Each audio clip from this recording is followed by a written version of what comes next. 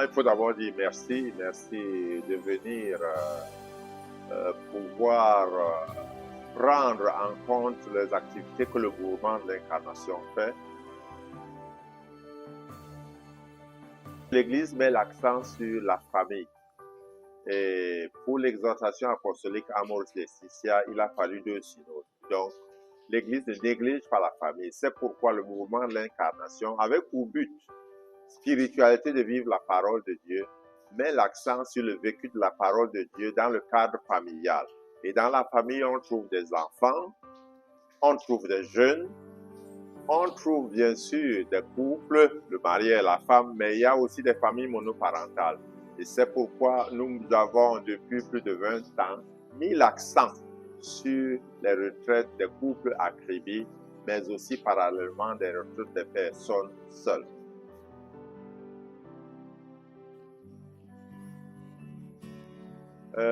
Nous avons constaté que, ayant au début moins de 20 couples, ou plutôt 20 personnes, nous sommes aujourd'hui à près de 300 couples, c'est-à-dire 600 personnes. Cela montre que le Seigneur travaille dans les familles, dans les couples. Et nous pouvons donc dire que nous sommes encouragés à continuer à partager nos expériences dans ce sens. Nous rendons grâce à Dieu. À cette retraite, nous avons eu beaucoup de témoignages des couples guéris, des couples réconciliés, des couples qui repartent dans la joie dans quelques instants.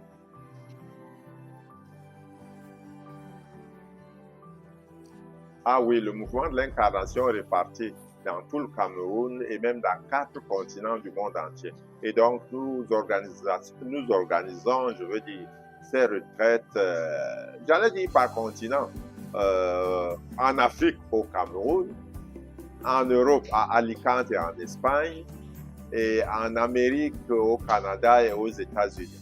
Et donc, les couples disponibles, même de l'Europe, viennent à cette retraite des couples actifs. Mais je voudrais vous dire qu'avec le temps, ce sera même internationalisé, de telle sorte que sur notre site, des couples qui viennent d'ailleurs puissent s'inscrire, pourquoi pas venant plutôt du Vatican, pour venir au Cameroun. Il ne s'agit pas de nous croire extraordinaires, mais l'évangélisation, l'apostolat, fait que la spiritualité aille dans le monde entier. C'est ce que Jésus nous a demandé.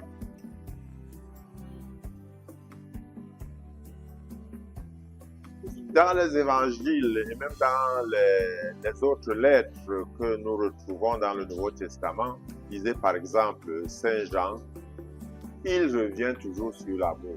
D'ailleurs, chaque thème aurait pu être toujours amour.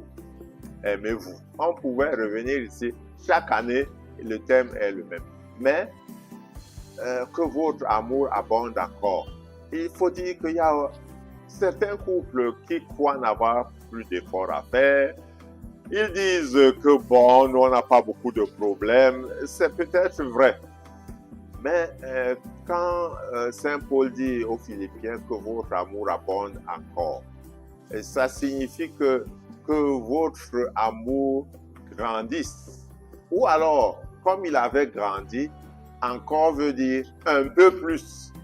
Et c'était pour encourager les couples à grandir dans l'amour. Et les témoignages nous le prouvent. Nous disons merci à Dieu.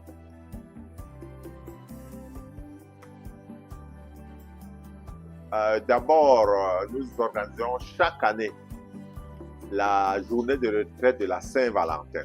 Et déjà, nous invitons tous les couples à venir, et pas seulement les couples dans ce sens, même les mariés. Les mariés aussi. Oui, à venir à cette journée de la Saint-Valentin dans toutes les grandes villes et même dans les pays que j'ai cités.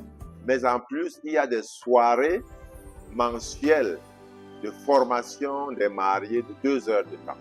Et donc, je n'ajoute pas l'accompagnement spirituel des couples qui se fait aussi. Donc, il y a toutes ces activités. Qu'on se rapproche de nos paroisses, qu'on se rapproche des groupes Paroles de Dieu et même des autres mouvements catholiques qui font aussi l'apostolat des couples, car le mouvement de l'incarnation n'est pas le seul. Il fait partie de cette richesse de l'Église pour accompagner les couples.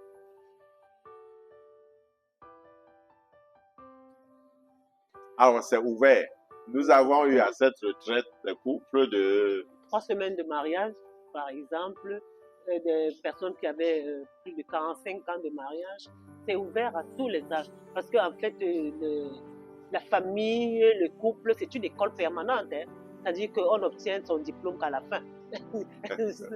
Alors, on est toujours dans cette école-là.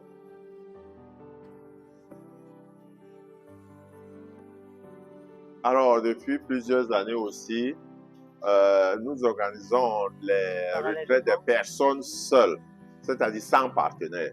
Mais nous les appelons personnes singles parce que ce sont des personnes qui vivent en famille quand même, elles ne sont pas seules. Le terme seul, on l'a transformé en terme anglais single. Alors, ce sont des personnes qui retrouvent beaucoup de joie.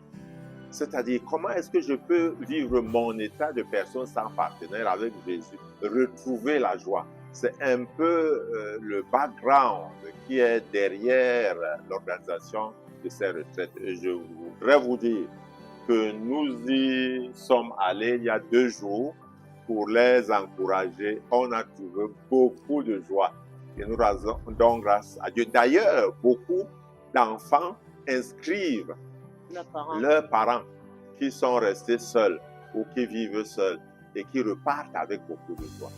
La Vierge Marie a terminé single, c'est-à-dire seule. On a dans la Bible la prophétesse Anne qui était seule, 84 ans après avoir perdu son mari après 7 ans. Elle a accueilli Jésus et donc c'est un état où on peut vivre dans la joie et bien servir le Seigneur.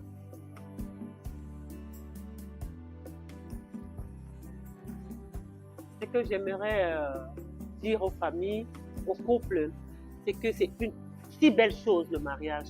Et lorsque quelque chose est beau, cette chose est toujours menacée. Et c'est pour ça que le mariage est menacé. Il est très beau, mais il est menacé.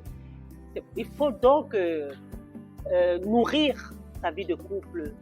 Il faut nourrir son mariage. Et pour cela, des sessions comme celle-ci, des rencontres comme celle-ci, ce n'est pas du temps perdu. C'est comme vous allez remarquer que tous les participants, chacun a eu un plus. Chacun repart avec un plus.